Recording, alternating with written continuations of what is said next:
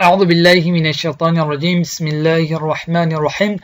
در این درس من میخوام برای شما درباره وقف کردن در آخر بعضی کلمه ها بفهمونم ان شاء الله. خب در اینجا نگاه کنین. در اینجا یا در آخر کلمه است، حرف آخر کلمه است. پس در آن حرفی که ما وقف میکنیم، آن وقف یعنی آن حرف چی میشود؟ حرکت اگر داشته باشد حرکتش نابود میشود، پس ساکن میشود، یعنی ساکن عارض. در اینجا نگاه کنین. یا در اینجا وقتی خوانده شود، مثال وقف نکنیم، در اینجا چه خیلی میشود؟ هیا یا با حرکت زبر خوانده میشود. اما وقتی که ما در یا وقف کنیم، آن وقت یا مبدل به چی میشود؟ به ساکن عارض. در اینجا چی میشود؟ یا ساکن شد. پیش از حرف یا چی است؟ حرفی است که حرکت زیر دارد. پس قاعده چی است؟ وقتی که پیش از یا ساکن حرکت زیر باشد، یا حرف مد میشود. پس وقتی که در همین کلمه، یعنی در همین یا که پیش از حرف یا حرکت زیر وجود دارد، پس وقتی که ما در همین کلمه وقف کنیم، اون وقت یا چی میشود؟ مد کرده وقف میشود، یعنی خوانده شود چی خیلی میشود؟ هیا.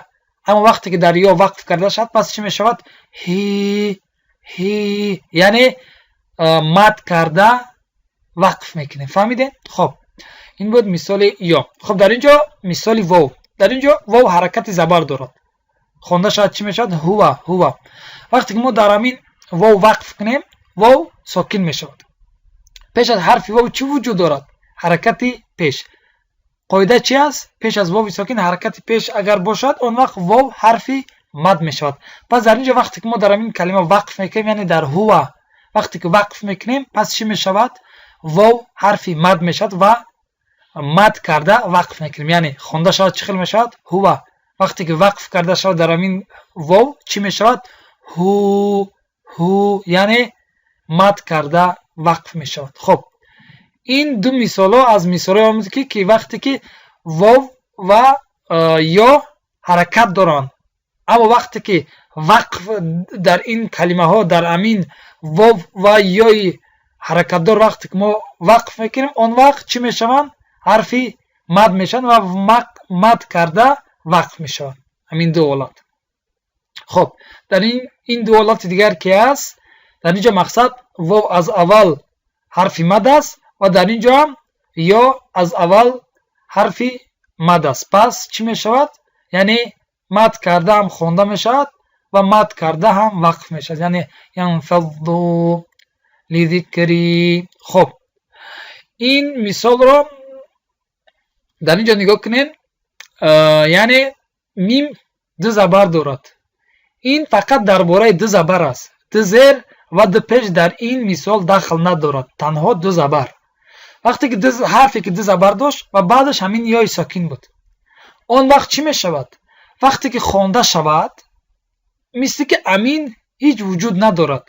با همین دو زبر مثال مسمن، یا خوانده شود مثال مسمن، یا که امین نون ترمینی که در امین دو زبر است یا وصل کرده شد، پس امین خوانده نمی شود، یعنی که مثل که وجود ندارد. اما وقتی که وقف کرده شد در امین میم دو زبره، یعنی دو زبره تنوین دارد، اون وقت چی می شود؟ تنوین آن مبدل، یعنی پرتوفته می شود و امین یا عوض یا چی می شود؟ الف می شود، الف مدیه. یعنی با الف مدیه وقف میکنیم، یعنی مسمى. امین یا که در اینجا مسمن است. مسمن میم دو زبر دارد و بعدش یا است. این به شکل این امین است. نگاه کنید. قاف چیز دو زبر دارد، بعدش الف است. دیدین؟ این به شکل امین است. فقط در اینجا یا است و در اینجا الف گذاشته شده است. اما در وقف کردن هر دوش یک خیل وقف می شود. یعنی چه خیل؟ در اینجا وقف کنیم با الف خوانده می شود، یعنی مسمى، و در اینجا هم وقف کنیم چی می شود؟ با الف خوانده می شود، یعنی مصدقا. اما وقتی که همین دو زبر خوانده شود، پس همین الف هیچ خوانده نمی شود، یعنی فقط همین خوانده می شود. مثال مسمن. در اینجا هم همین خیل مصدقا، فقط همین دو زبر خوانده می شود. یا مثال در هنگامی وصلش، مثال وقتی که ما همین دو زبره مثال تنوینش رو بعدش مثال یگان حرف ادغام آید، پس چی میشه؟ وقتی که وصلش کنیم چی میشه؟ مثال بعد مثال بعد از همین مسمى حرفی لام بیاد. مسمل مسمل مسمل. دیدین مسمل یعنی که همون تنوینش ادغام می شود به همون لام مقصد، اما این الف هیچ خوانده نمیشد، مثل که وجود ندارد.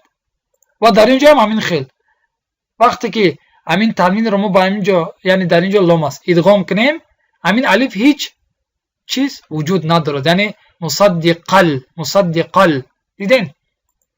پس وقتی که همین یا اومد، همین مثل که همین الف است در روایت حفص، یعنی که ما با روایت حفص مقصد میخونیم.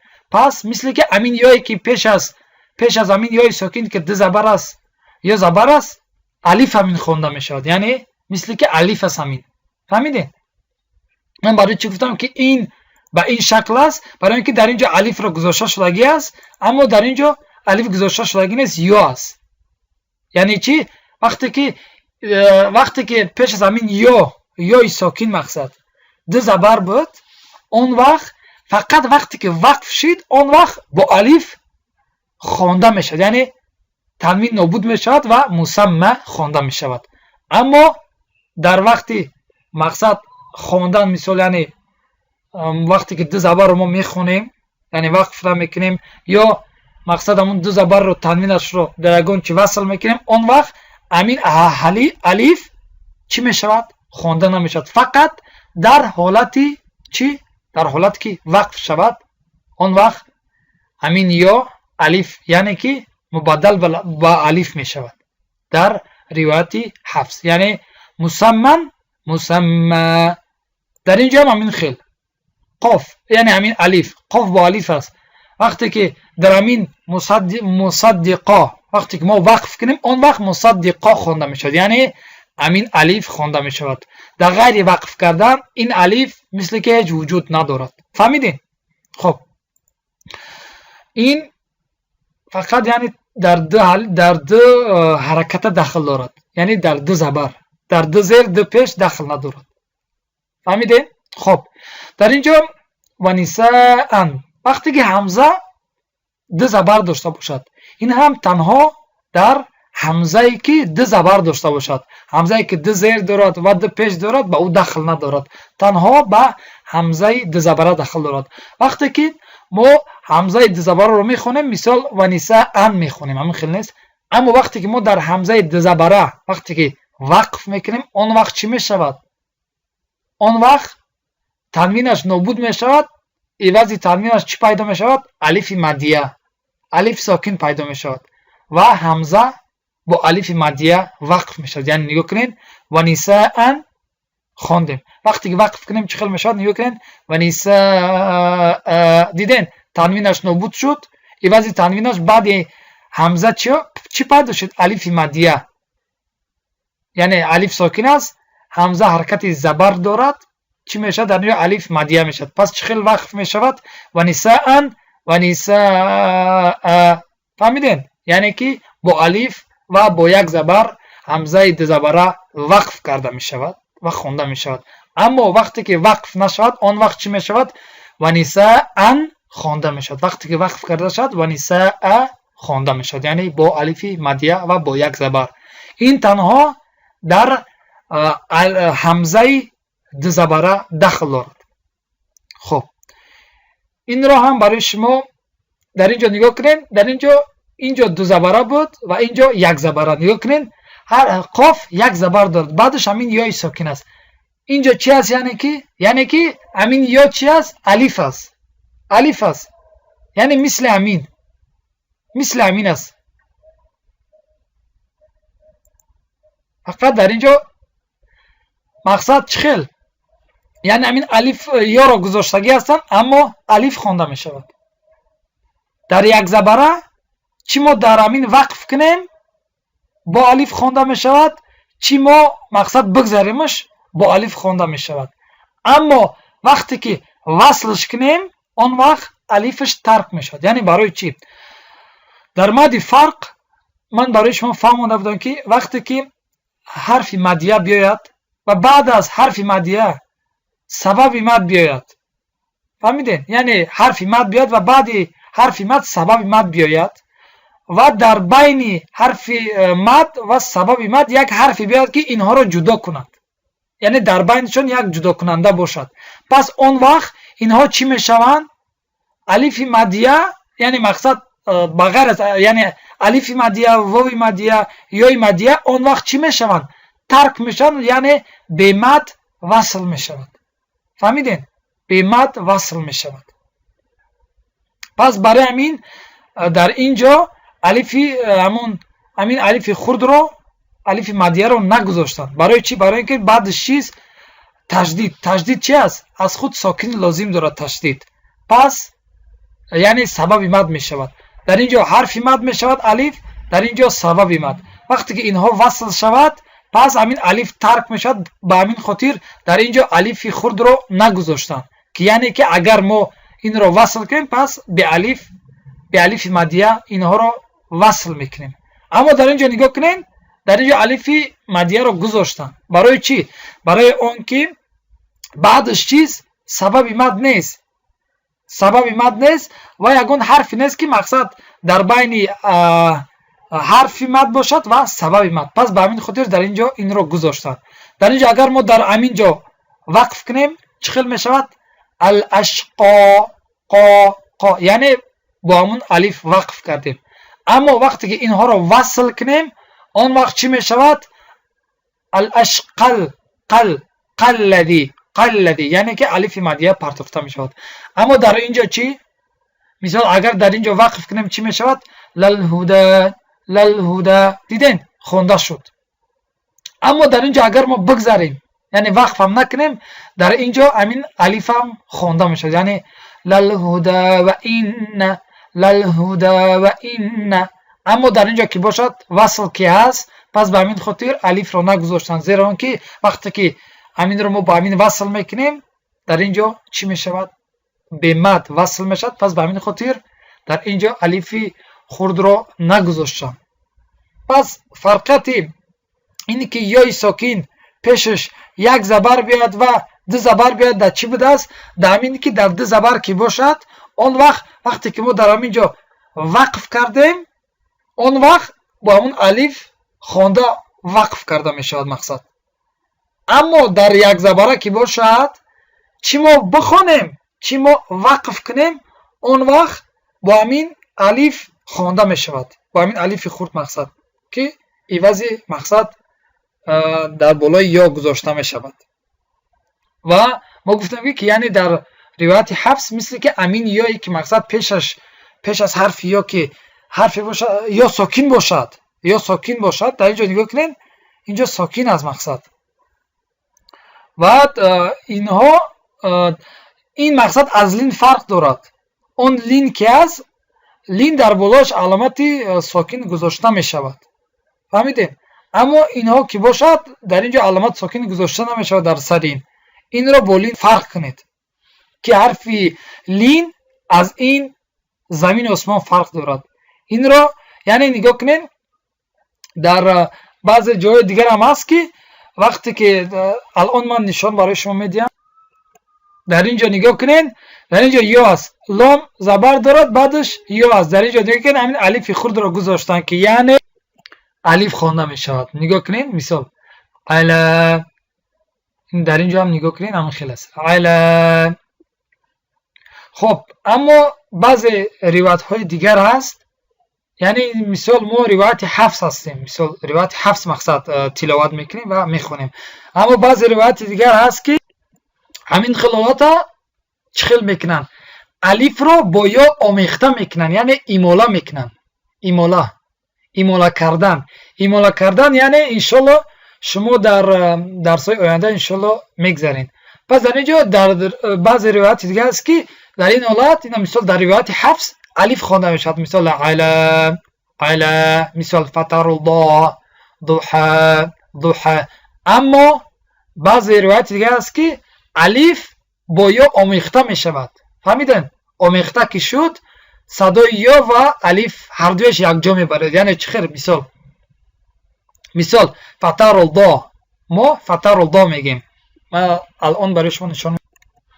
در اینجا نگاه کنید یا در آخر آمد در بالاش همون الف است خوانده شد مثال چی میشود فتر الله. اما در بعض روایت های دیگر که هست در اون چی میشد همین الف با همین یا آمیخته میشد و مقصد صدای آمیخته یعنی ایمالا کرده مقصد خوانده میشد. یعنی مثال در حفظ چی خیل میشد فتر الله، اما در دیگر روایت چی خیل فتر الله فتر الله فتر الله. فهمیدین؟ در اینجا مثال در روایت حفظ همین الف خوانده میشود، اما در بعضی روایت های دیگر که هست چی میشود الف با یا آمیخته میشود یعنی ایمالا کرده میشود و خوانده میشود مثال فتر الله فتر الله. اما در روایت حفظ همین الف خوانده میشود این یا خوانده نمیشود یعنی اما قال اما قال. پس شما بدونید که یعنی این از لین زیاد فرق دارد زمین و آسمان. لین مثال شما گذاشتین که مقصد ما گذاشتیم یعنی برای شما فهموندیم که کدام وقت لین میشود یعنی لینی لازم است و لینی آریز خلاص دیگر حالاتو در لین نمیشود مقصد این باشد دیگر است که مقصد همین یا خونده نمیشود الف خونده میشود. و پس فرقت یک زبره از دو زبره چی بوده است؟ دو زبره وقتی که ما در دو زبره وقف میکنیم اون وقت همین یا یعنی الف کرده خونده میشود خلاص. در وقتی خواندن و وصل کردن یعنی غیر وقف اون وقت همین الف یعنی خونده نمیشود. اما در یک زبره که باشد چی وقف یعنی چی وقف کرده شود همین یا الف خونده میشود، چی مقصد وقف نکرده شود وقف مقصد نشود با همین الف خونده میشود. اما وقتی که مد فرق که شد اون وقت در وقت وصلش که در همین حالت نگاه کنین که وصل میشود اون وقت ترک میشود. پس به همین خاطر هم در اینجا الف رو نگذاشتن زیرا اینکه وقتی که ما وصلش کنیم خونده نمیشود. اما وقتی که در اینجا یعنی وقتی که وصل کنیم خونده نمیشود، وقتی که در اینجا وقف کنیم اون وقت خونده میشود مثل الاشقا الاشقا. انشالله میدارم که فهمیده باشید. و بغیر از این حالت ها مقصد مثال اگر بغیر از این در این حالت نگاه کنین اگر دیگر حرفا بیاد پس در همون حرف عادی وقف کرده میشود. فهمیدین؟ عادی. مثال در اینجا هم نگاه کنین اگر در اینجا اگر میم دو زیر یا دو پیش می داشت اون وقت به همون میم وقف میشد. فهمیدین؟ یعنی همین حالت ها را که من برای شما گذاشتم همین حالت ها وقتی که وقف کرده شد به همین شکل که من برای شما فهمیدم به همین حالت چی میشد وقف کرده میشد. اما بغیر از این حالت ها چی میشود به همون حرف عادی وقف کرده میشد یعنی ساکن کرده وقف میشود. مثال مسمى مثال اگر مسمى در اینجا حرکت دو زیر داشته باشد یا اینکه در اینجا حمزه دو زیر یا دو پیش داشته باشد مثال ونساء میشید. مثال اگر حمزه دو زیر می داشت اما وقتی که دو زبر داشته باشد پس نساء میشود. فهمیدین؟ چیزی که من گفتم فقط به همین ها داخل دارد. بغیر از این حالت ها چی میشود یعنی با همون ساکن همون حرف وقف کرده میشود خلاص. انشالله امید دارم که درس را فهمیده باشید. جزاک الله خیرا و بارک الله فیکم. السلام علیکم و رحمت الله و برکاته.